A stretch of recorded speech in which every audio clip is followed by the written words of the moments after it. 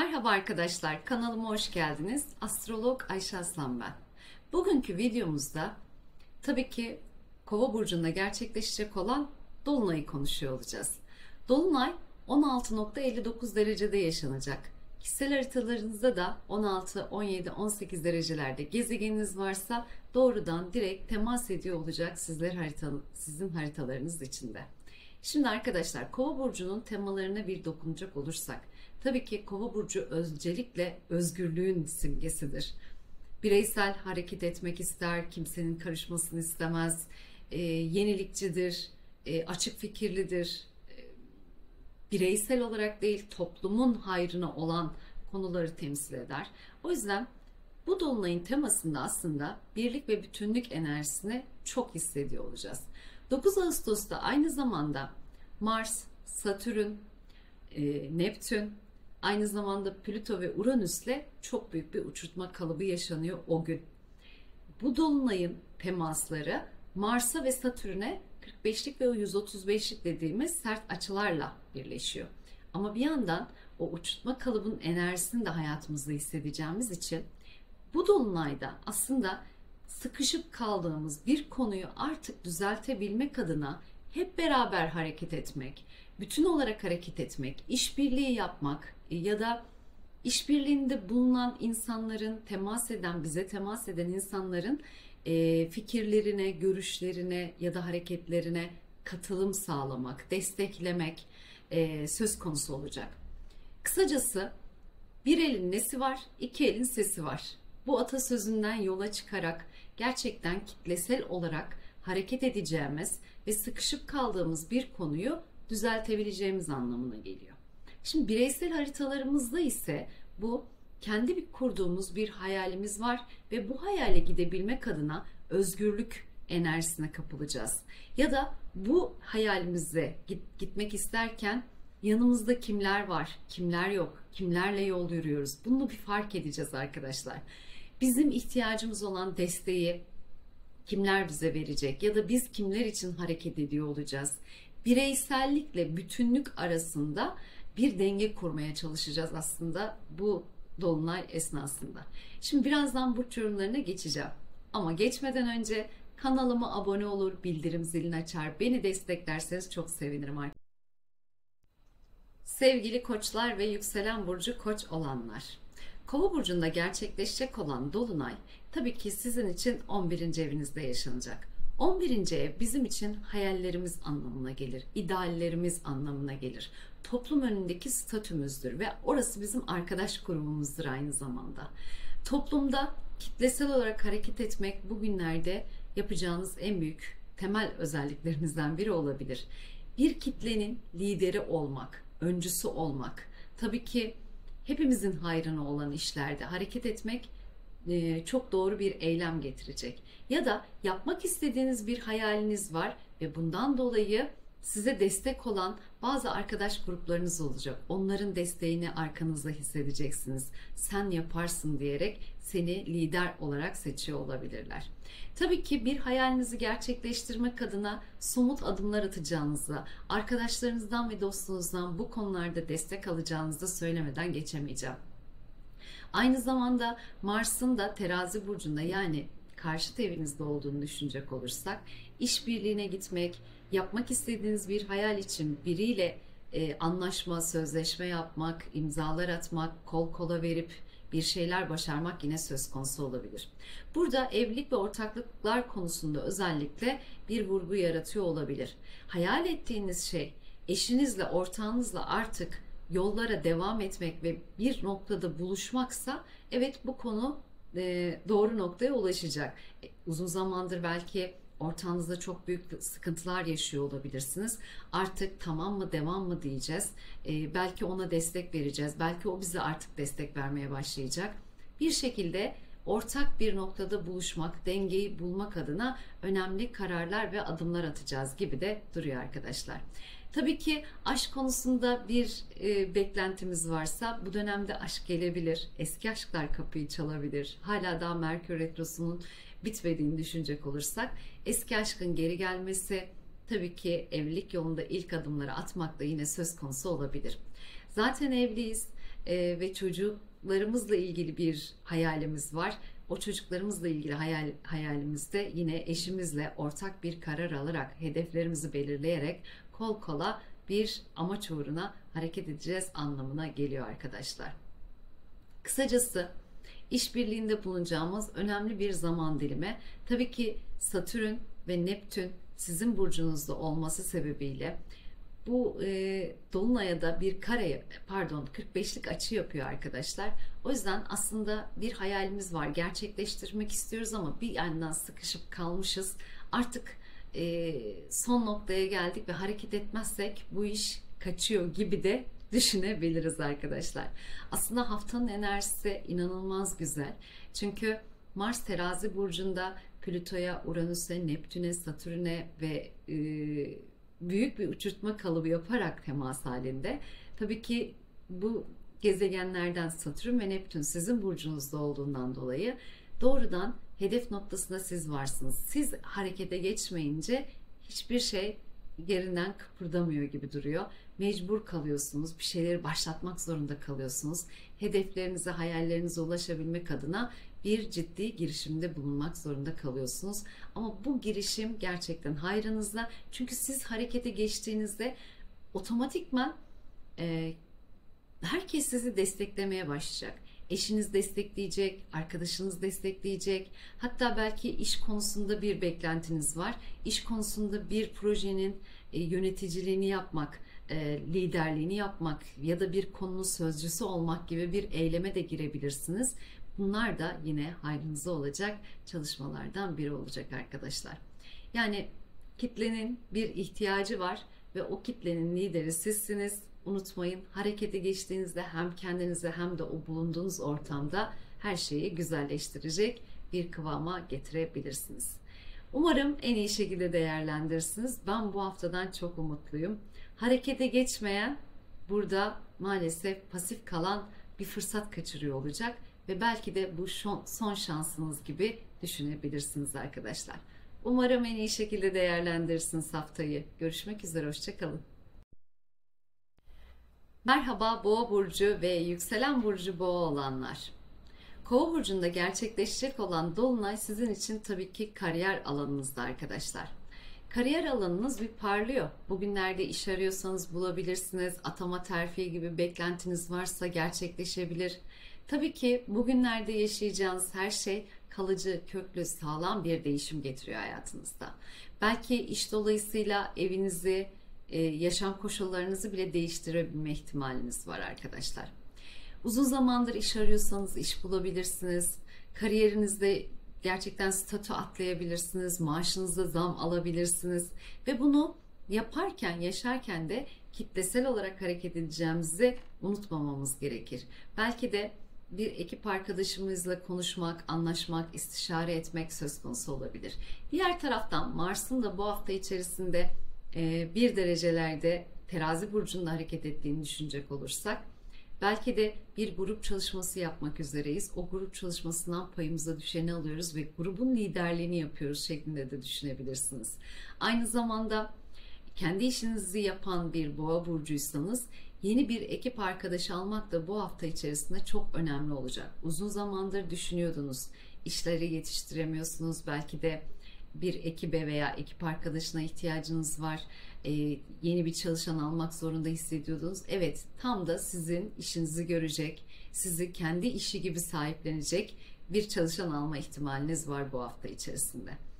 Kısacası bu haftanın genel hatlarıyla bakacak olursak aslında müthiş bir enerjisi var arkadaşlar. Kadersel olarak Satürn'den, Plüto'dan, Mars'tan, Uranüs'ten ve hatta Merkür Retrosu'ndan doğrudan ve direkt etki alan bir enerji içerisindeyiz aslında. O yüzden bu hafta sıkışıp kaldığımız bir konu var ve bunu temizlemek, özellikle iş konularında, para konusunda sıkışıp kaldığımız bir konu var. Bunu temizlemek, doğru noktaya ulaştırmak ve daha iyi ve daha kaliteli bir hayat koşullarına, standartlarına geçmek ya da daha iyi bir iş standartına geçmek adına çok hayırlı olacak arkadaşlar. Bu bazen ekip arkadaşıyla olacak, bazen iş değişikliğiyle olacak, beklediğimiz atama ve terfinin gerçekleşmesiyle olacak. Kısacası Hayatınızda neyi bekliyorsunuz? Hangi konularda sıkışıp kaldınız bu zamana kadar? Bunların bir düzene girmesi söz konusu olacak. Tabii ki burada Mars, Plüto ve Merkür'ün de karşıtlık açıda olduğunu düşünecek olursak, e, böyle iş bulmak ve bu iş dolayısıyla belki şehir değişikliği yapmak gibi bir konuda yaşanabilir arkadaşlar. Umarım en iyi şekilde değerlendirirsiniz bu haftayı. Görüşmek üzere, hoşça kalın. Merhaba ikizler burcu ve yükselen burcu ikizler olanlar. Evet, bu haftanın enerjilerinde Kova burcunda gerçekleşecek tabii ki dolunay var arkadaşlar. Bu dolunay sizin için 9. evde yaşanacak. 9. ev bizim sosyal medya alanımızdır. Aynı zamanda mahkeme alanımızdır. Aynı zamanda yurt dışı alanımızdır. Aynı zamanda da bizim için yüksek öğrenim anlamına gelebilir. Şimdi hangi konuya sizin haritanız temas ediyorsa o konuyla ilgili bir gelişim söz konusu olacak. Belki uzun zamandır yurt dışına çıkmak istiyorsunuz, orada çalışmak istiyorsunuz. Uzun zamandır başvurularınız var. Şimdi buralardan geri dönüşler sağlanabilir arkadaşlar. Belki de bir reklam projeniz var. İşletmenizin reklamını yapmaya çalışıyorsunuz, online'a geçmek istiyorsunuz, e-ticarete dönmek istiyorsunuz. Bunlarla ilgili çabalarınızın da sonuç verdiğini bu dönemde görebilirsiniz. Yine e-ticaret ya da sosyal medya işiyle uğraşan kişilerden biriyseniz bu dönemde kitlelerin arkanızdan geldiğini, takipçilerinizin çoğaldığını, hatta bu reklam gelirlerinden çok fazla satış yapabildiğinizi, gelirinizi artırabildiğinizde düşünebiliriz. Eğer böyle bir konum yok ama ben evet böyle bir konuyu düşünüyorum diyorsanız bu hafta mutlaka harekete geçmeli. Belki de işiniz için bir sosyal medyada hesap açmalı. Belki o konularda uzmanlığını yapmış olan kişi ya da kuruluşlardan destek almalısınız. Oralarda yapacağınız reklamlar geri dönüşleri çok hızlı bir şekilde olacak arkadaşlar. Diğer taraftan uzun zamandır bir mahkemem var ve sonuçlanmadı diyorsanız işte bu mahkeme sonuçlanmaları ve davaların sonuçlanmaları, hak edişlerimizi aldığımızda bir süreçten geçiyor olabiliriz arkadaşlar. Yurt dışından iş arıyorum. Uzun zamandır yaptığım başvurulara geri dönüş olmuyor. Vize başvurularım hala daha kabul edilmedi, bir haber yok diyorsanız bu hafta bunların da haberini alma ihtimaliniz çok çok kuvvetli. Yine sosyal medya üzerinden belki de bir aşk söz konusu olabilir. Çok eskiden beri tanıdığınız bir insanın, kişinin, arkadaşın size bu dönemde oralardan temas kurduğunu düşünebiliriz arkadaşlar. Çünkü Mars'ın 5. evinizden, aşk evinizden geçtiğini düşünecek olursak, Merkür Retrosu'nda hala bitmemiş olduğunu düşünecek olursak, belki uzun zamandır temas kuramadığınız eski sevgilinizle bu dönemde sosyal medya üzerinden tekrar temas kurabilir, bir aşkın tekrar canlanmasına sebebiyet verebilirsiniz. Belki de hayalini kurduğunuz, uzun zamandır özlemini, hasretini çektiğiniz bir kişiyle tekrar bir araya gelmek bu dönemde söz konusu da olabilir arkadaşlar. Umarım en iyi şekilde değerlendirirsiniz. Kendinize çok iyi bakın. Hoşça kalın. Merhaba Yengeç burcu ve yükselen burcu Yengeç olanlar. Kova burcunda gerçekleşecek olan dolunay sizin için 8. evinizde yaşanacak. Öncelikle 8. evinizde zaten bir Plüto hareketi var arkadaşlar. Diğer yandan bir de burada bu dolunay gerçekleştiğinde kredi, borç, alacak, verecek, belki prim, ikramiye veya yatırım konularında önemli bir durum var ve bu konu gündeme gelmeye başlayacak haritanız içerisinde. Uzun zamandır tahsil edemediğiniz bir parayı bu dönemde tahsil edebilirsiniz. Çünkü bir yandan da Merkür Retrosu var malum. Yani uzun zamandır tahsil edemiyordum, alamıyordum dediğiniz bir konuda bir paranız varsa bugünlerde geliyor olabilir. Yine uzun zamandır çekmek istediğiniz bir krediniz var ama çekemiyordunuz. Hatta bununla iş kurmak, yatırım yapmak gibi bir niyetiniz var. Hemen bu kredi başvurularında bulunabilir. Belki de alacağınız krediyle yeni bir iş kapısı yaratıyor olabilirsiniz kendinize. Uzun zamandır hayalini kurduğunuz işi bu dönemde açıyor olabilirsiniz arkadaşlar. Ama bunların daha önceden düşünülmüş olması çok çok önemli. Çünkü Merkür hala retro dönemde. Yani şimdi aklıma geldi, şimdi yapıyorum dediğinizde bazı pürüzler ve sıkıntılar yine baş gösterebilir. Diğer taraftan Merkür'ün retrosu, aynı zamanda Mars'ın da Terazi burcuna geçişi, belki de ailemizden destek bekliyorduk uzun zamandır ama bir türlü alamıyorduk. Bir malımızın, bir mülkümüzün satışı vardı, gerçekleşmiyordu. Şimdi artık o malın satışı, aile büyüklerimizden, aile bireylerimizden belki de destek almak bu dönemde söz konusu olabilir. Hatta iş dolayısıyla şehir değişikliği veya ev değişikliği yaşanabilir arkadaşlar. Hatta atama, terfi gibi beklentiniz varsa bu dönemde atama ve terfi konularının gündeme gelmesi, bu sebeple de şehir değişikliği yaşamak yine söz konusu olabilir. Bunun için de tabii ki bu dolunay size masraf olarak yansıyor olabilir. Evet, taşınmak zorundasınız. Bütçe, gelir, gider konularınızın bir gündeme gelmesi söz konusu olabilir. Biraz harcamalarınızda artışlar yine söz konusu olabilir arkadaşlar. Kısacası hayalinizi kurduğunuz, çok uzun zamandır beklediğiniz bir para geliyor veya bir yatırım konusundaki durumunuz gerçekleşiyor ve bununla beraber de harekete geçtiğiniz bir haftadan geçiyor olacaksınız. Burada pasif kalmamak çok önemli. İşbirliğine gitmek çok önemli. Anlaşmalar, sözleşmeler yapabilirsiniz. Tabii ki önceden düşünülmüş konuların bu dönemde devreye girmesi çok önemli. Sıkışıp kaldığınız, harekete geçemediğiniz konuları artık tamamlama evresinde olacaksınız. Umarım en iyi şekilde değerlendirirsiniz. Kendinize çok iyi bakın. Hoşça kalın. Merhaba Aslan Burcu ve Yükselen Burcu Aslan olanlar. Şimdi arkadaşlar, Kova burcunda bir yeni dolunayımız gerçekleşecek. Bu da sizin tabii ki evlilik ve ortaklık alanınızda gerçekleşecek. Öncelikle yeni bir ortak geliyor olabilir hayatınıza. Uzun zamandır çalıştığınız işte belki de sıkışıp kaldığınız ve bir ortağa ihtiyacınız var. Belki sizin için işte yatırım yapacak, sizinle beraber o yolda devam edecek, işinizi sizinle beraber sahiplenecek bir desteğe ihtiyacınız vardı. Bir sağ kola ihtiyacınız vardı. O gün bugün olabilir arkadaşlar. Yani biriyle ortak bir proje imzalıyor olabilirsiniz. Ortaklık sözleşmeleri imzalıyor olabilirsiniz. Yeni bir yatırım yapıyor olabilirsiniz arkadaşlar. Yaptığınız işte bir sponsor buluyor olabilirsiniz. Çok büyük bir destek buluyor olabilirsiniz.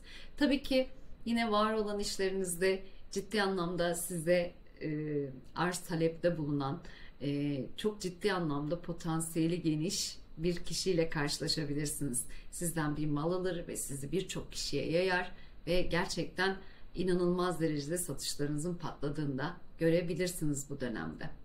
Kısacası evlilik ve ortaklık alanınız çok hareketli. Tabii ki var olan evliliklerimizde var olan bir sıkıntımızı artık çözebilmek adına hareket etmek, işbirliğinde olmak, ikimizin istediği ortak noktada buluşabilmek de çok çok önemli oluyor bu dönemde. Mars'ın yine bu hafta içerisinde Terazi burcuna geçiş yapıyor olması, anlaşmalar, sözleşmeler, imzalar, kardeşler, kuzenler, akrabalar gibi konuların gündeme gelmesi, ortak bir projeye imza atmak, ortak kararlar almak da yine bu dönemde olmazsa olmazlarımızın arasında diyebiliriz. Çünkü bu haftanın enerjisi de inanılmaz büyük, inanılmaz derecede hareketli. Birincisi Kova burcundaki dolunay, ikincisi de çok büyük bir uçurtma kalıbı ve ilk tetiklenmeyi de bu dönemde başlatıyor, harekete geçiriyor diyebiliriz sizler için. Umarım en iyi şekilde değerlendirirsiniz haftayı. Kendinize çok iyi bakın. Hoşça kalın. Merhaba Başak Burcu ve Yükselen Burcu Başak olanlar. Evet arkadaşlar, bu haftanın enerjilerinde tabii ki Kova burcunda gerçekleşecek olan dolunayımız var arkadaşlar. Bu dolunay sizin için 6. ev alanında gerçekleşecek. İş arkadaşlarınız, iş ortamınız ve sağlığınızı etkileyen direkt bir konu var demektir burada. Öncelikle uzun zamandır çalıştığınız yerde yıprandınız, bedensel olarak çok zorlandığınız bir iş yerindeydiniz. Artık bunu değiştirmenin zamanı geldi diyerek hareket edecek farklı bir iş arayışına geçiyor olacaksınız bu hafta içerisinde. Eğer ki uzun zamandır yine bazı problemler yaşadığınız bir iş yerindesiniz ve artık oranın ekip arkadaşlarınız değişebilir, orada bir düzen değişikliği ya da bir yönetim değişikliği yine söz konusu olabilir. Bazı sıkıntılı ve problemli giden, sorunlu giden konuların artık çözüme kavuşması söz konusu olabilir. Tabii ki atama, terfi ve iş beklentimiz varsa bu dönemde gerçekleşebilir, çünkü Mars ikinci ev düzenli gelir alanınızda, Uranüs deseniz 10. ev kariyer alanınızda. Yani uzun zamandır beklediğiniz kariyer fırsatını şu günlerde yakalıyor olabilirsiniz.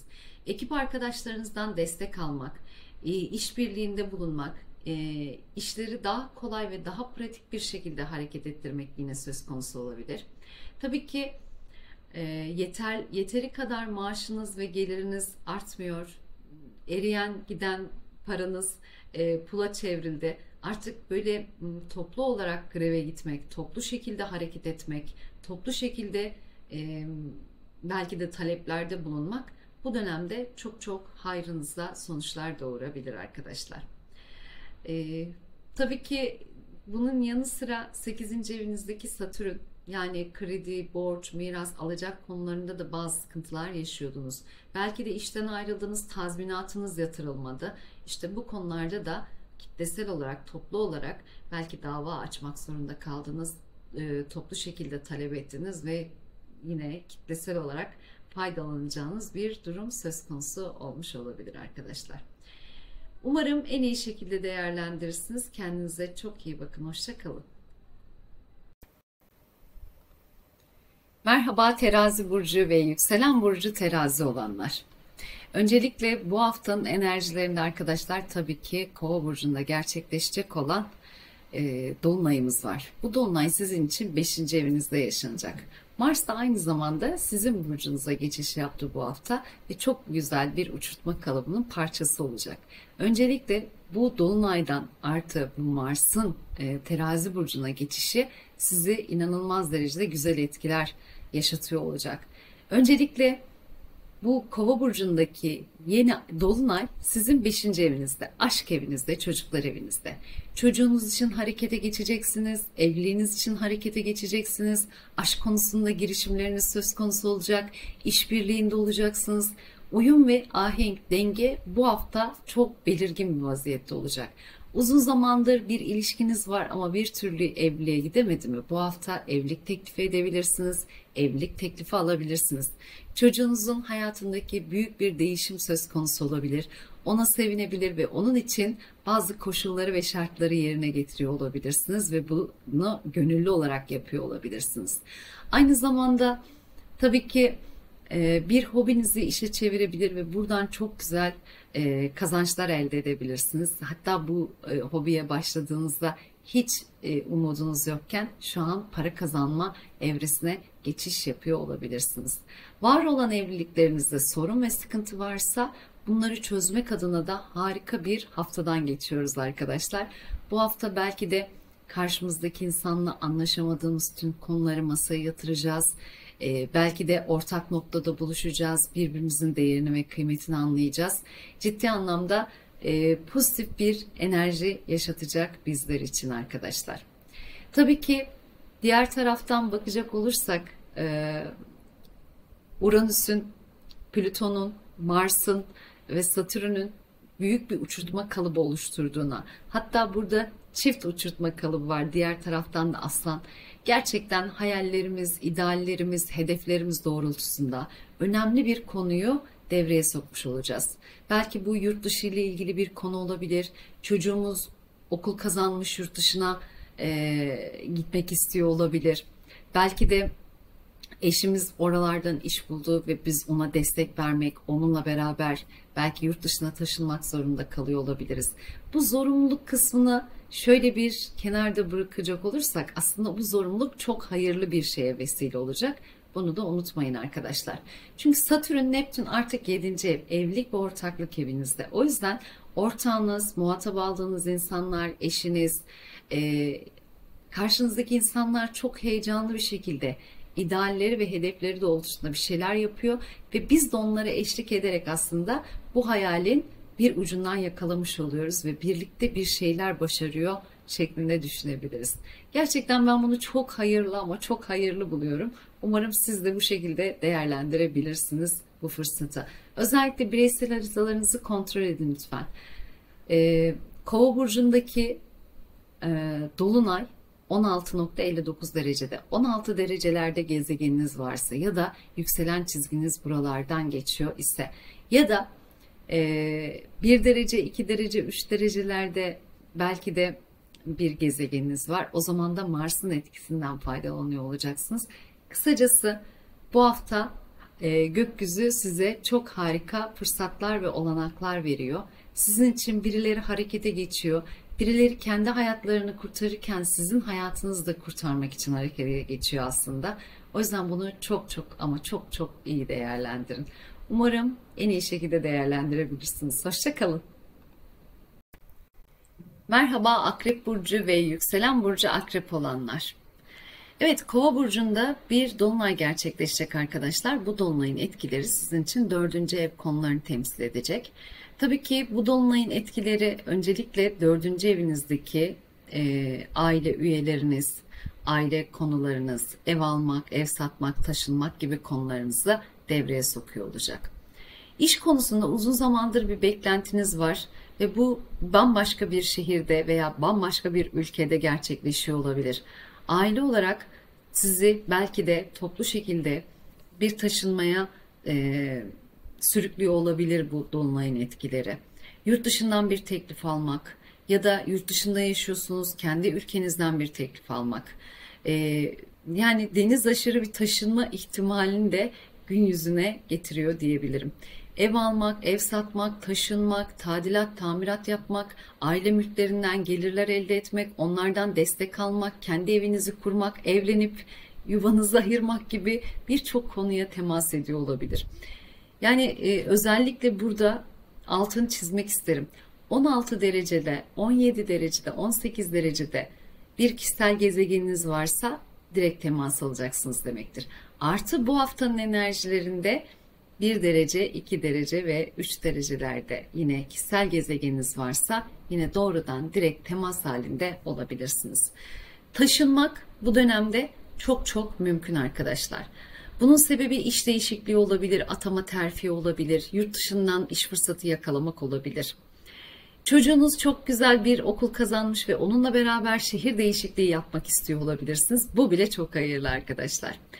Yatırım yapma konusunda da inanılmaz fırsatlar getirecek bir zaman dilimindeyiz. Çünkü Mars 12. evinizden Uranüs'e bir açıya giriyor ve kazançlarınız, yatırımlarınız, borç, miras, alacak verecek konularınız direkt doğrudan etki alıyor olacak yine bu haftanın içerisinde. Umarım en iyi şekilde değerlendirirsiniz haftayı. Kendinize çok iyi bakın. Hoşça kalın. Merhaba Yay burcu ve yükselen burcu Yay olanlar. Bu haftanın enerjisinde tabii ki o Kova burcunda gerçekleşecek olan dolunay var. Bu dolunay sizin için 3. evinizde yaşanacak. İletişim alanınız çok aşırı derecede yoğunlaşabilir. Akrabalarla, kuzenle, kardeşle ya da apartman toplantıları gibi konular yine söz konusu olabilir. Anlaşmalar, sözleşmeler, imzalar bu dönemde gündeme gelebilir. Tabii ki Uranüs sizin evlilik evinize geldi. Plüto'dan da aldığı çok güzel bir üçgen açı var burada. Belki de evlilik teklifi yapmak, evlilik teklif etmek, hayatınızdaki var olan bir kişiyle ciddi anlamda evlilik yoluna gitmek söz konusu olabilir. Çünkü Satürn ve Neptün'ün de 5. evinizde olduğunu düşünecek olursak böyle bir konu gündeminizde olabilir. Bunun yanı sıra tabii ki zaten evliysek çocuk konularında bu hafta çok güzel bir enerji sizi bekliyor olabilir arkadaşlar. Belki hamilelik ve doğum için kararlar alıyor olabilirsiniz bu hafta içerisinde. Bunlarla ilgili harekete geçmek, belki de konuşmalar yapmak yine söz konusu olabilir. Yakın çevremiz, akrabalarımız tarafından bize bazı tekliflerde bulunabilirler. Belki ev almak, ev satmak, taşınmak belki bir kentsel dönüşüm projesine imza atmak da yine söz konusu olabilir bu hafta içerisinde. O yüzden kısacası evlilik alanınız şu an bir temas alıyor bu hafta. Hayallerinizin bulunduğu yerde Mars Terazi burcunda hem Uranüs'ünüze hem de Plüto'ya eşlik ediyor bu hafta. Çok güzel uçurtma kalıpları var arkadaşlar. Bir ucu da aslında Merkür Aslan burcunda ve 9. evde. O yüzden buradan da bir temas alıyor.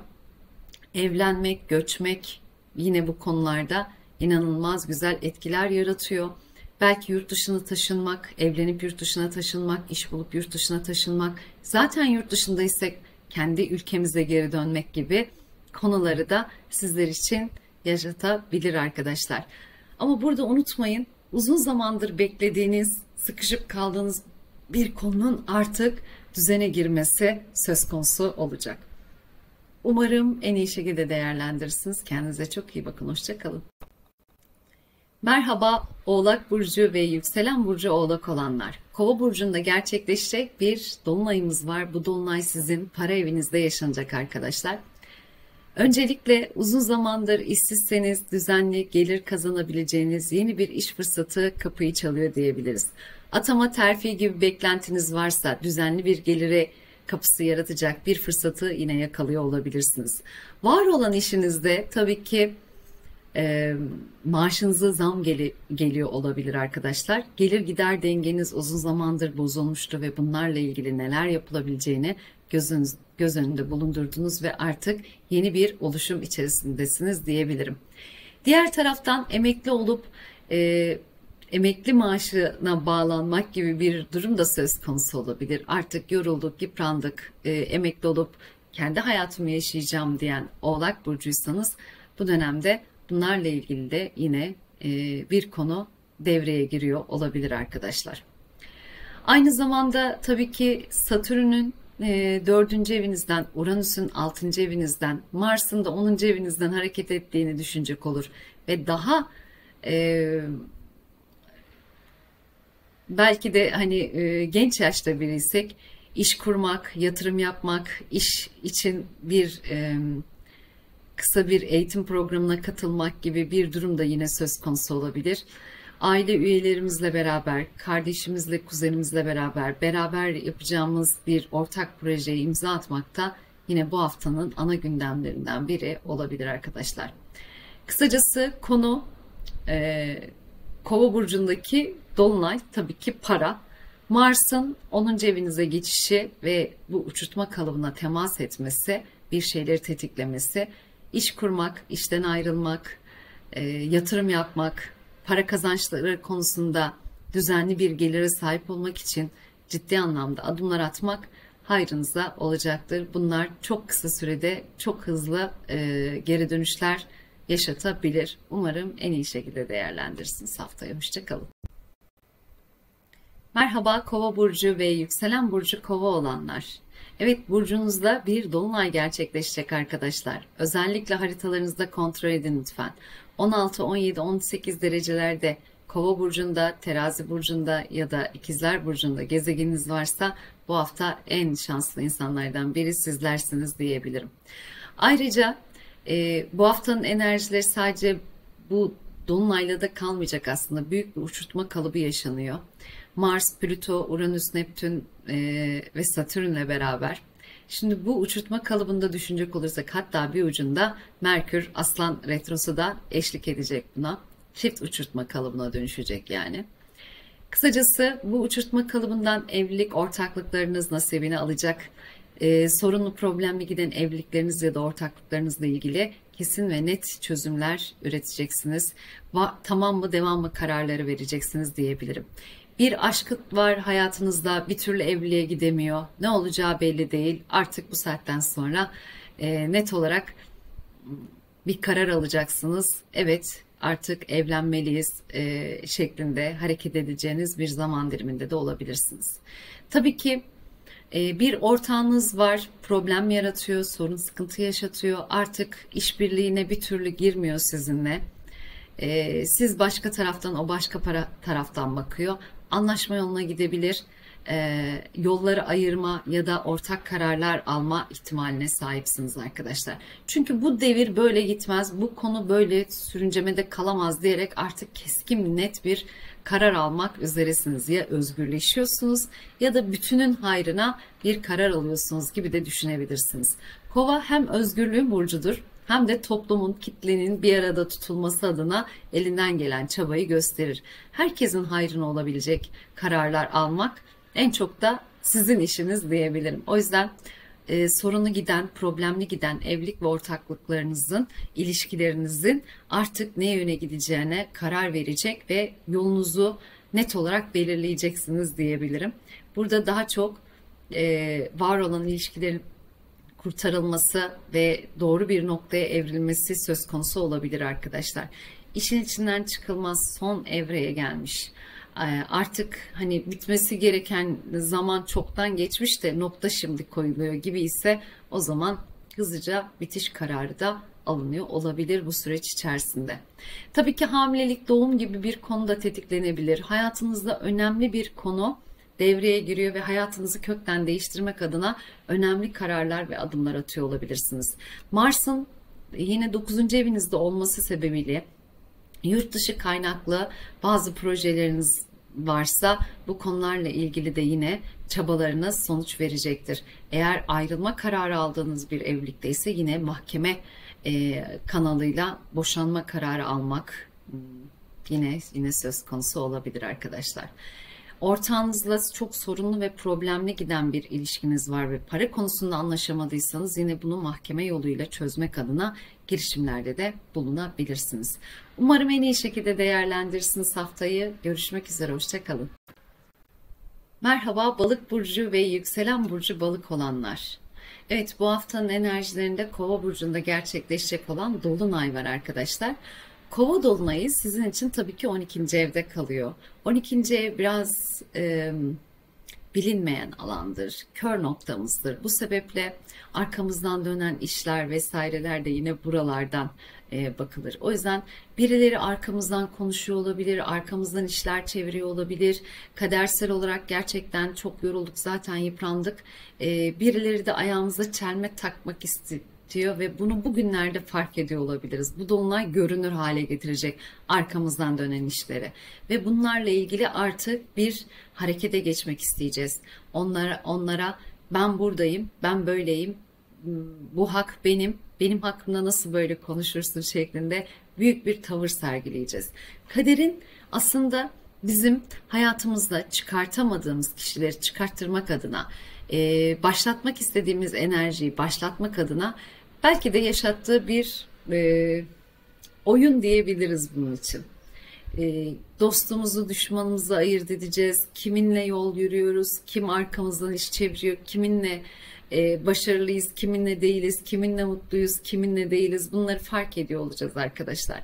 Kısacası kadersel olarak hayatımızın yönü değişmek üzere ve bu değişim yaşanırken de dostumuzu düşmanımızı ayıracağımız, kaderimizde, yolumuzda pürüz çıkaran herkese temizleyeceğimiz bir zaman dilimindeyiz. Artık ben kıymetliyim, ben değerliyim, ben ne istiyorsam o dediğiniz bir zaman dilimi. Aynı zamanda da kaderin sizin için hazırladığı başka bir plan var gibi sanki. Siz onu fark edemiyordunuz bu zamana kadar. İşte bazı engeller, problemler, sorunlar, sıkıntılar vardı. Gerek bu para konusunda olabilir, gerek işte birileri tarafından engelleniyor, durduruluyor olabilirsiniz. İşte bu konuların da artık hayatınızdan çıkıp gitmesi, sizi durduran enerjilerin hayatınızdan tamamen sıyrılması da söz konusu olabilir arkadaşlar. Para kazançları konusunda da ummadığınız yerlerden fırsatlar yakalayacak. Hiç ummadığınız yerlerden belki de bir iş fırsatı yakalıyor olabilirsiniz. Ummadığınız kişilerden destekler alabilirsiniz. Bunu da unutmayın lütfen.